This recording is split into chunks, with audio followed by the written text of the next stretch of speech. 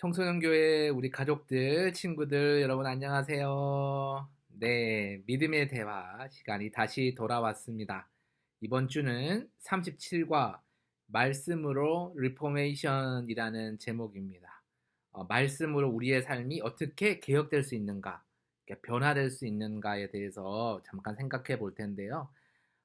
우리가 교회에 가서 늘 접하는 거, 그리고 가장 중요하다고 배우는 게 하나님의 말씀, 성경책이잖아요. 그쵸?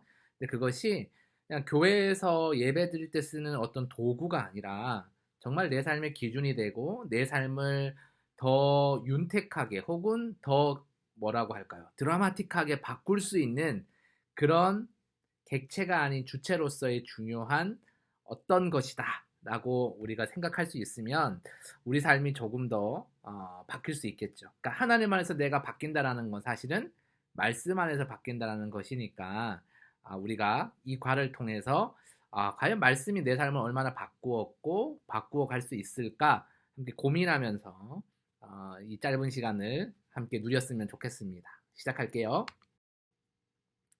네, 이번 주 말씀 뽀개기는 먼저 본문을 통해서는 하나님의 말씀으로 새로워지는 이스라엘 백성 이야기. 그러니까 리포메이션이라는 영어 단어 개혁을 저는 새로워진다라고. 그러니까 뭔가 바뀌는, 뭔가 전환되는 그런 의미를 두었고요. 교훈은 하나님의 말씀을 그럼 가까이 하면 성경책에 있는 말씀대로 내가 믿고 살아가면 내 삶에 어떤 변화가 구체적으로 일어날 수 있을까 고민해 보는 거. 마지막으로 가족들과 혹은 화면 속에 있는 저와 혹은 거울 속에 있는 여러분 자신과 질문을 나누는 부분은 하나님의 말씀이 나의 삶을 인도하고 있는가 그 부분을 가지고 함께 얘기를 나눠봤으면 좋겠습니다. 자, 먼저 본문 뽀개기 들어가 보도록 할 텐데요. 오늘의 성경 구절은 구약 성경 느헤미야 8장 1절에서 12절이고요. 여러분 다 아시는 대로 에스라서 그리고 느헤미야서는 바벨론 포로로 잡혀갔던 이스라엘 백성들이 이제 돌아와서 성전을 재건하고 나라를 재건하는 과정 가운데 여러 가지 어려움들이 있죠. 그럴 수밖에 없잖아요. 이미 70년 이상의 시간의 격차도 있고 그 70년 동안 이스라엘 땅은 그러니까 팔레스타인 땅이죠. 그냥 비어 있었던 게 아니잖아요. 일단 다른 민족들도 살았고 여러 가지 복잡한 정치적인 관계에 얽혀 있었기 때문에 재건 과정이 쉽지 않았겠죠. 근데 그 가운데서 있었던 여러 가지 어려움의 에피소드들을 어떻게 하나님의 말씀 안에서 새롭게 바꾸어 나가고 그 안에서 정말 절망적인 상황 가운데서 어떻게 하나님의 말씀이 다시 한번 이스라엘 백성을 일으켜 세웠는가. 그것에 대해서 한번 집중해 보았으면 좋겠어요. 그리고 그걸 통해 우리는 척박한 내 삶을 또 어떻게 바꿔낼 수 있을까 도전받을 수 있고 지혜를 얻을 수 있겠죠. 그런 개념으로 한번 접근해 보겠습니다. 전체를 다 읽을 수는 없고요. 중요한 부분만 보도록 하겠습니다. 8장 1절에서 12절인데 먼저 1절 보시면 이스라엘 백성이 자기들의 성읍에 거주하더니 되어 있습니다. 그러니까 바벨론의 포로로부터 이제 해방돼서 고향 땅인 팔레스타인 지방 이스라엘 땅으로 이제 왔다라는 거죠. 그리고 이제 재건 사업을 하는 거예요. 그런데 그 학사 에스라에게 이스라엘 백성들이 먼저 요청을 합니다. 그러니까 학사 에스라가 얘들아 이리 와봐 내가 뭐 할 말 있어 이게 아니라 이스라엘 백성이 학사 에스라를 찾아옵니다. 그러니까 학사는 뭐 오늘날로 얘기하면 신학자, 신학교 교수 혹은 좀 폭넓게 하면은 뭐 목사님 정도로 이야기할 수 있겠습니다. 여기서 말하는 거는요. 자, 그 학사 에스라를 찾아와서 이스라엘 백성들이 요구한 게 뭐냐, 부탁한 게 뭐냐, 모세의 율법책을 가져오기를 청했다라고 합니다. 모세의 율법책을 가져오기를 청했다라고 합니다. 왜 그랬을까요? 쉽죠. 성경책을 가져오라고 한 건 뭐예요? 하나밖에 없잖아요. 하나님의 말씀을 들려주세요.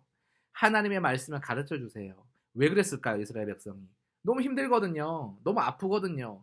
너무 답답하거든요. 길이 없거든요. 근데 하나님은 할 수 있다고 분명히 얘기했단 말이에요. 그래서 그 말씀을 다시 한번 우리가 듣고 희망과 소망을 얻고 지혜를 얻기 위해서 절박한 심정으로 학사 에스라에게 하나님의 말씀을 가르쳐 주세요 라고 말을 했다라는 거죠. 이스라엘 백성들. 우리가 늘 불평불만을 하는 그 사람들 많이 봤는데 여기에서는 와 정말 도전이 되는 믿음의 선배의 모습이 있는 거죠. 그래서 2절 보시면 이제 제사장 에스라, 뭐 학사 에스라, 제사장 에스라 뭐 다 같은 그 일들을 경험했기 때문에 여러 가지 이제 부르는 명칭이 다른 거죠. 자, 제사장 에스라가 율법책을 가지고 회중 앞에, 회중 앞에 섰는데 그 회중들이 누구냐? 남자, 여자, 그리고 알아들을 만한 모든 사람 앞에. 그러니까 대부분의 이스라엘 백성들을 모두 모아놓은 거죠. 뭐 갓난쟁이는 막 안고 왔을 것이고, 나이가 많이 든 사람은 부축해서 왔을 것이고, 혹은 너무 어리거나 몸이 아프거나 하는 사람은 장막에 있었겠지만, 그것을 제외하고 모든 사람들이 다 모이게 되었다라는 거죠. 수문학 광장에서, 뭐 수문학 광장은 정확하게는 모르지만 아마 많은 백성이 모일 수 있는 가장 넓은 광장이라고 표현하면 되겠죠. 자, 광장에서 언제부터 언제까지요? 와, 대박이에요. 새벽부터 정오까지예요. 새벽이면 몇 시예요? 한 3, 4시 되고 정오면 12시잖아요. 그러니까 아침 굶고 점심 먹을 때까지 쭉 그냥 풀타임으로 강의한 거죠. 아무리 쪽집게 인터넷 강의라도 이렇게 앉아있기는 쉽지가 않죠. 근데 그만큼 열정을 가지고 접근했다라고 볼 수가 있겠습니다. 그러면서 많은 백성들이 그 율법책, 성경책에 귀를 기울였다라고 되어 있죠. 자, 그때의 학사 에스라가 특별히 지은 나무 강단에 섰다라고 합니다. 가장 백성들이 잘 보이는 대표적인 말씀 전하는 강단을 준비했던 거죠. 그리고 5절 보시면 그들의 목전은 뭐예요? 눈앞에서 책을 폈다라고 하는 거죠. 책을 펴서 책을 폈는데 모든 백성이 이제 일어서서 들었다라는 거예요. 자, 아까 언제부터 언제까지라 그랬죠? 새벽부터 정오까지라 그랬잖아요. 그 오랜 시간을 하나님의 말씀을 일어서서 듣는 거예요. 우리 중고등부 친구들은 저랑 같이 예전에 예배 드릴 때 하나님의 말씀 드릴 때 자리에서 일어나서 들었던 기억이 분명히 있을 겁니다. 바로 여기에서 유래해서 예배의 전통이 만들어진 거예요. 그러니까 하나님의 말씀을 내가 가장 경건하게, 가장 하나님의 말씀을 존중한다는 의미를 담아서 나의 이 애티튜드를 보여주는 거죠. 그게 일어서서 말씀을 듣는 내용이었다라는 거죠. 6절 보시면 에스라가 위대하신 하나님 여호와를 송축하고 먼저 하나님께 영광을 돌리고 모든 백성의 손을 들고 아멘 아멘 했다. 아멘의 뜻은 I agree입니다. 나 동의합니다. 나 그것대로 그 말씀대로 살아가겠습니다. 라는 거예요. 그리고 하나님 앞에 온전히 자신을 나는 종이고 하나님은 주인이시니 내가 당신을 따라가겠습니다라는 의미로 절을 했다라는 거죠. 예배의 마음을 담았다라는 겁니다.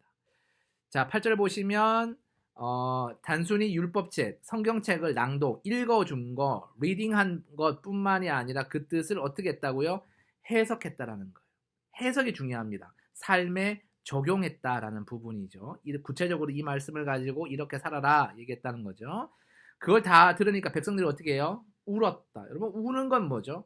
내 자신을 완전히 내려놓을 때 가능합니다. 자존심이 살아있으면 절대로 울지 않죠. 내 자신을 다 내려놓았을 때 울거나 감사해서 울거나 아니면 내 자신이 너무 부족해서 부끄러워서 울거나 이 모든 것이 이 중첩되는 게 포함되는 게 뭐예요? 이 눈물이라는 애티튜드 행위잖아요.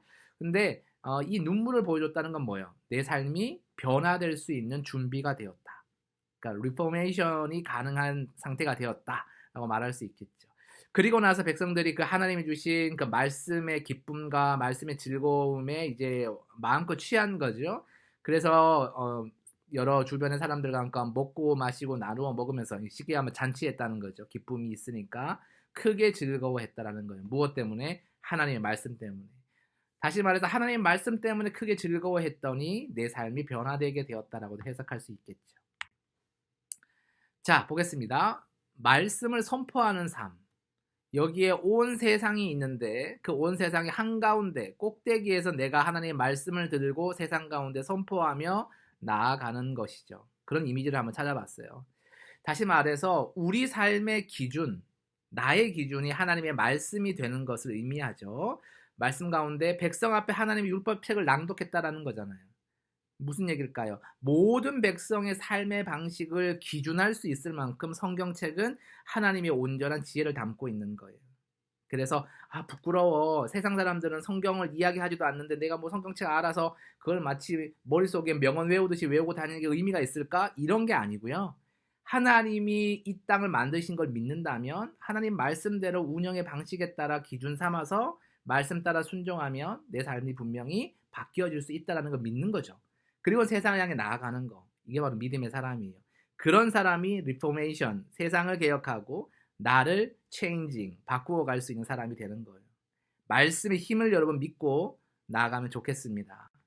두 번째 묵상은 리포메이션의 다른 말은 방금도 제가 얘기했지만 체인징이에요. 다시 말해 말씀은 삶의 변화를 이끄는 거예요. 조금 어려운 얘기를 하면 말씀이 내 삶에 들어오면요. 내 삶의 변화는 자연스럽게 수반되는 거예요. 인과관계에 따라 그냥 자연스럽게 형성되는 거, 바뀌어지는 거예요. 다시 말해 말씀이 내 안에 있고 내가 말씀을 듣고 아멘 했는데 내 삶이 바뀌지 않는다는 건 그건 거짓말이에요. 있을 수 없는 거예요.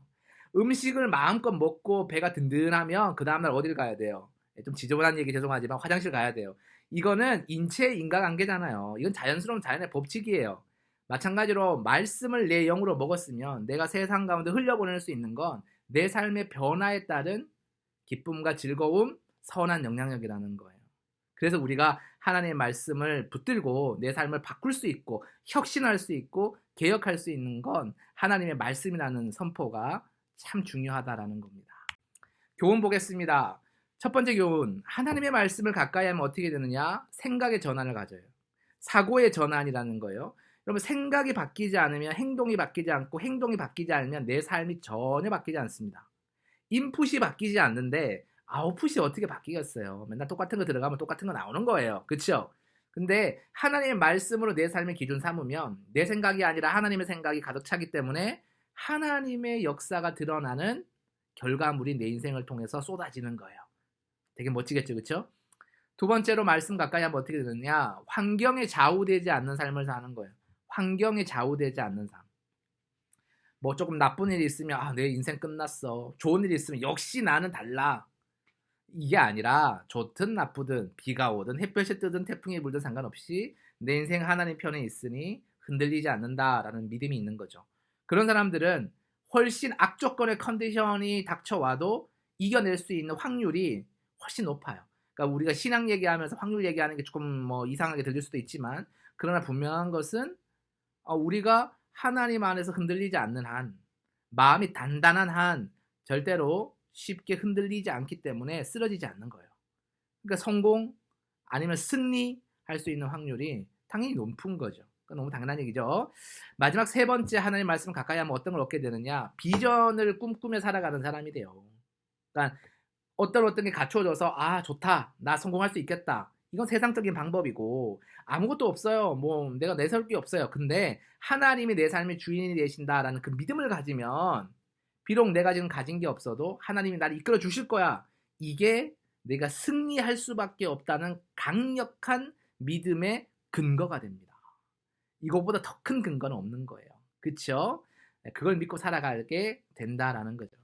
자, 이제 질문하는 시간 갖도록 하겠습니다. 우리 가족분들과 함께 혹은 저와 함께 혹은 우리 옆에 아무도 없다면 거울을 놓고 여러분의 얼굴을 바라보면서 스스로 한번 질문하고 선포해 보세요. 두 가지 질문입니다. 하나님의 말씀이 나의 삶을 인도하고 있는지 질문해 보세요. 난 정말 무엇이 나를 이끌고 있는가? 하나님의 말씀이 맞는가? 한번 비판적으로 성찰해 보세요. 두 번째는 하나님의 말씀을 나는 사랑하고 있는가? 사모하고 있는가? 한번 고민해 보세요. 하나님의 말씀이 정말 좋아요 라고 말하지 않는 사람이 어떻게 하나님 말씀대로 살 수 있을까요? 하나님의 말씀을 사모하고 사랑하는 사람이 정말 나인지를 한번 돌이켜보시고 조금 부족하다, 아닌 것 같다 하면 하나님 말씀 사모하게 해달라고 기도하는 여러분 되었으면 좋겠습니다. 하나님 그 기도는 정말 빨리 들어주실 거라고 믿습니다. 네, 여러분 한 주간도 여러분이 말씀 안에서 살았으면 좋겠습니다. 정말 하나님의 말씀을 기준 삼고 살아가는, 그래서 승리를 노래하는 사람이 다 되시기를 간절히 바랍니다. 여러분 다음 주 이 시간에 또 다시 뵙도록 하겠습니다. 여러분 안녕히 계세요.